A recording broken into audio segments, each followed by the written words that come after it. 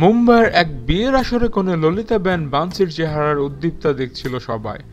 স্বাভাবিকভাবে বিয়ের আসরে কনের মধুর হাসিতে ভরে ওঠে গোটা পরিবেশ।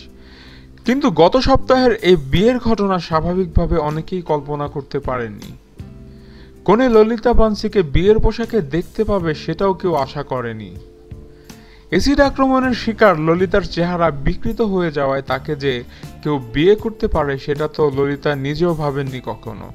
কিন্তু কিভাবে সম্ভব হলো আনন্দমুখর এই বিয়ে অনুষ্ঠানের? মোবাইল ফোনে রং নাম্বারে যোগাযোগ ঘটে ২৬ বছর বয়সী এই তরুণীর সাথে আরেক তরুণ রবিশঙ্করের।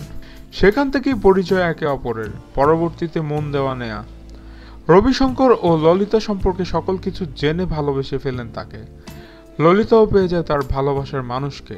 ভয়ঙ্কর সময়ের আঘাতে ক্ষতবিক্ষত চেহারা ও মনকে ছাপিয়ে নিজের স্বপ্ন খুঁজে পায় রবিশঙ্করের প্রেম। ২০১২ সালে এক নিকটস্থায়ী ছোড়া এসিডের মুখে ঝলসে দেয় ললিতার চেহারা। ক্ষতবিক্ষত চেহারা নিয়ে হারিয়ে ফেলেন জীবনে বেঁচে থাকার মানে। কিন্তু মোবাইল ফোনে একটি অনাকাঙ্ক্ষিত যোগাযোগে খুঁজে পান বেঁচে থাকার অনুপ্রেরণা। কে জানতো এসিড হামলার শিকার হওয়ার এবং ১৭ বার অস্ত্রোপচারের পর আমি কারো ভালোবাসা পাবো? কিন্তু এটা হয়ে গেছে। বিয়ের অনুষ্ঠানে হিন্দুস্তান টাইমসে ললিতা বলেছিলেন এ কথা। অভিনেতা বিবেক ওবরয় সহ বেশ কয়েকজন বলিউড তারকা যোগ দেন এ বিয়েতে। এসিড আক্রান্ত এক অনুষ্ঠানে ললিতা বানসির সাথে তাদের সাক্ষাৎ হয়েছিল। বিবেক ওবরয় কনে ললিতাকে উদ্দেশ্য করে বলেছেন, সেই আসলে সত্যিকারের তারকা।